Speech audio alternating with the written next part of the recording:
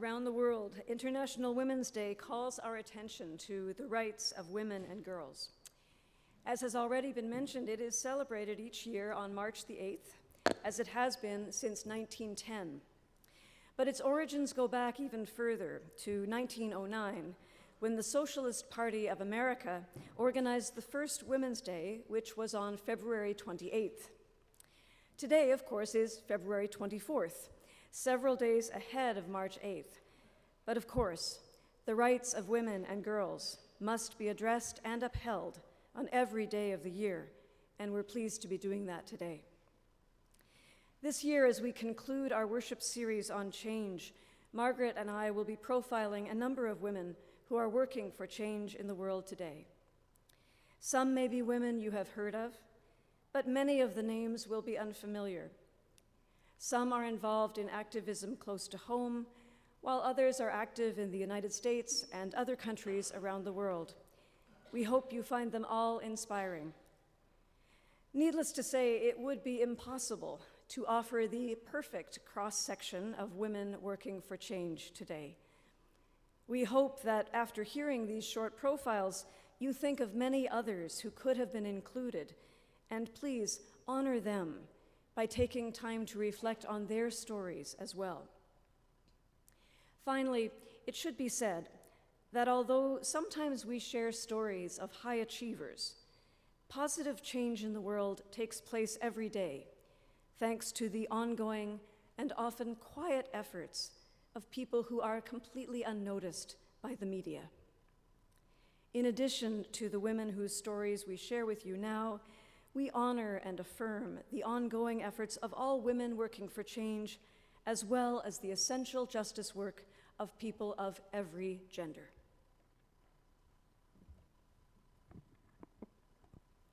In August of last year, following a heat wave in her native Sweden, Greta Thunberg decided not to go to school, to demand that the Swedish government meet the emissions targets of the Paris Agreement. She inspired other students around the world to hold student strikes in support of the climate, and by the end of last year, these student strikes had taken place in more than 270 cities. After then going on to deliver a TED Talk and attract worldwide attention, she addressed the United Nations in December 2018, saying, "We can no longer save the world by playing by the rules, because the rules have to be changed. We have not come here to beg the world leaders to care for our future. We've come to tell them, know that change is coming, whether they like it or not. The people will rise to the challenge, and since our leaders are behaving like children, we will have to take the responsibility they should have taken long ago." Greta Thunberg is now 16 years old. And thank you to Judy Vellon for bringing her to our attention. Recognized as one of Canada's top 25 environmentalists under 25 by the Starfish Organization, activist Tina Yonju-Oh grew up on Treaty 6 near Edmonton, Alberta. Encouraged in the work of direct activism by her parents, Tina's work highlights the interconnections between human rights, feminism, and the environment. In particular, she notes how climate change affects marginalized communities more than any others. Today, the 20-year-old leads the fossil fuel divestment campaign at Mount Allison University. She helped organize the Ottawa Climate 101 action against the Kinder Morgan Trans Mountain Pipeline, where she was arrested with 98 other young people. Tina has also served as a delegate at the two most recent UN climate change conferences, and she continues to inspire activists of all ages. When you see Second Harvest trucks driving around the city, you may not realize that two Toronto women, Joan Clayton and Ina Andre, started that important community service in 1985. In the beginning, they simply drove around in their own cars, picking up leftover food from restaurants and stores and delivering it to social service agencies. Now, with a fleet of 10 trucks and a van, Second Harvest delivers food to more than 373 social service agencies across Ontario, enough for 34,000 meals each day. In 34 years, Second Harvest has rescued more than 140 million pounds of healthy food, preventing 128 million pounds of greenhouse gases from entering the atmosphere as a result of food waste. Also providing food and other essentials to people in need in Toronto are Sue-Lynn Manon and Sigrid Neve. Several people in our congregation met Sue-Lynn when she organized the vigil at the offices of Indigenous and Northern Affairs Canada at 25 St. Clair Avenue West in 2017. She was present there for many weeks on end. What I didn't know until Kate Chung told me is that every Sunday from noon until 3 at Allen Gardens, Sue-Lynn and Sigrid organize the sharing of clothing and food for people who are homeless and near homeless. Kate lets us know that donations are welcome for this ongoing work for change in our city. And I'd like to thank Kate for making several very helpful suggestions as we found stories to share for today's service. Our next few profiles come from the most recent UN Women Annual Report, which is dedicated to economic empowerment, peace, security, and humanitarian action, and ending violence against women. It notes that in 2017-2018, 27 laws were amended or reformed in 17 countries, and more than 7,000 women leaders, aspiring candidates, and elected public officials were trained in 32 countries. Here are just a few of the women profiled in the report this year. After trying unsuccessfully 3 times, Alice Wahome won a seat in Kenya's parliament in the county of Murang'a, which had never before elected a woman. Despite immediately improving access to water, electricity, and education for farmers in her region, she was the victim of vocal attacks because she was a woman. Yet, she was re-elected in 2017 and continues to work courageously for change in her region, inspiring many other girls and women. In Senegal, Koumba Diaw is the only female mayor of the Sagata Jolof community in the region of Louga, where men govern the other 54 municipalities. Koumba was raised in a conservative family where she was told that women should not hold leadership positions. Married at age 14, she spent 30 years working in the home as she was expected to do, but inspired by other women working for change, she then successfully ran for mayor. One of the first things she did was install drinking taps in 33 of 43 local villages, freeing up women's time that had previously been spent fetching and carrying water. In India, in the region of Uttarakhand, Sunita Kashyap is the secretary and founder of Umang Producers Company. It's an organization of more than 3,000 women in India who are farming, producing, and selling their own goods. All of them are shareholders in the company, providing microloans for each other to create more opportunity.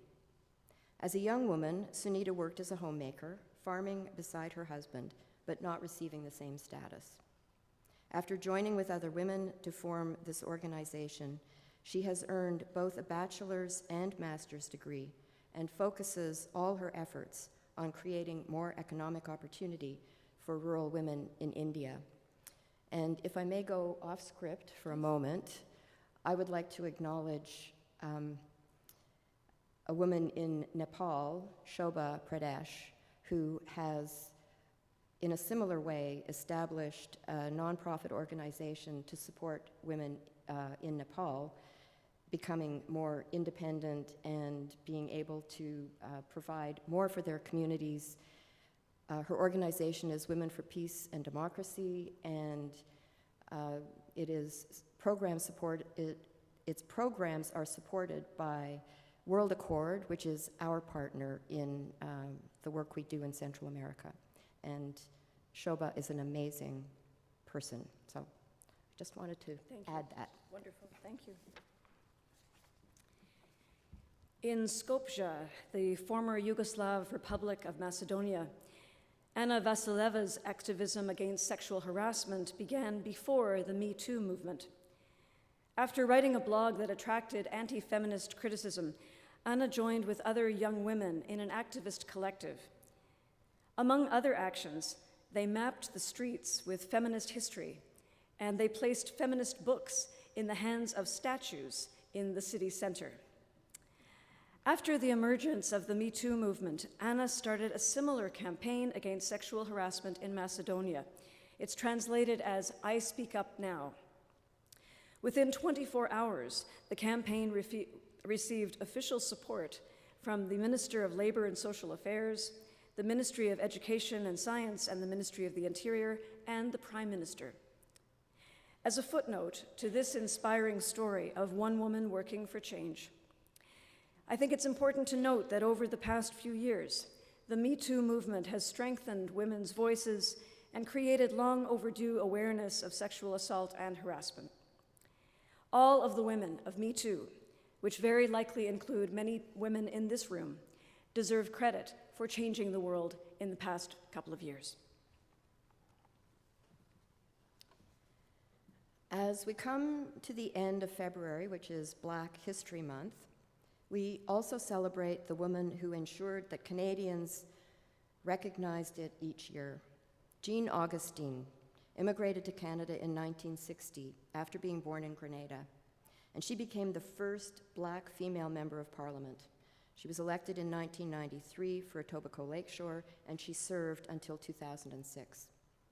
In 1995, Augustine made a motion in Parliament to recognize February as Black History Month. This motion passed unanimously.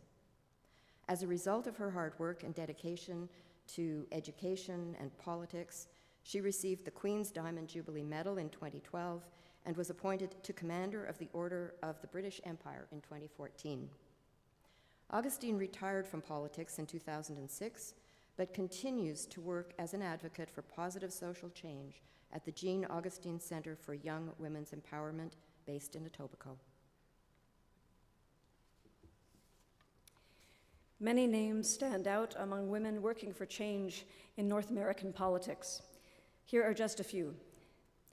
Currently, Canada is watching as Jody Wilson-Raybauld, the first female and Indigenous, now former Justice Minister, is speaking her truth to power. No matter what the eventual outcome of Canada's current political crisis, one cannot help but be impressed by Wilson-Raybauld's commitment to ethics and integrity. In the United States, 29-year-old Alexandria Ocasio-Cortez, or AOC as she is known, is the youngest woman ever to serve in the United States Congress. She stands for progressive values, including environmental protection, universal health care, and much higher taxes for the super rich. Another inspiring woman who goes by her initials is, of course, RBG, 85-year-old Ruth Bader Ginsburg. This beloved, indeed notorious, Associate Justice of the U.S. Supreme Court has devoted a significant part of her life and career to women's rights and gender equality. A name in U.S. politics you may not know is Andrea Jenkins. She is the first African-American, openly transgender woman elected to public office in the United States, and is also a performance artist and poet. She has served on the Minneapolis City Council since January 2018. And in Canada, in 2017, Julie Lemieux became the first transgender person to be elected mayor in any Canadian municipality. She serves in Train Saint-Rédempteur, Quebec.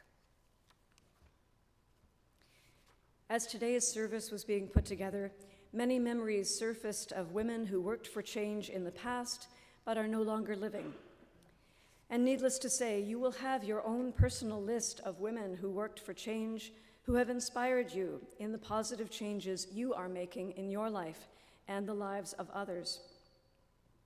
The poem we read together by Joy Atkinson early in the service spoke of the womb of stars that embraces us, the cosmic feminine that gives birth to our power and our strength.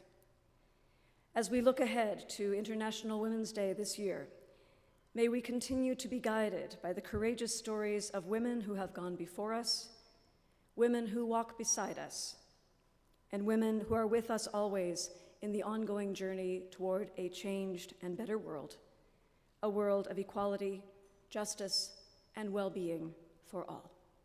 Blessed be.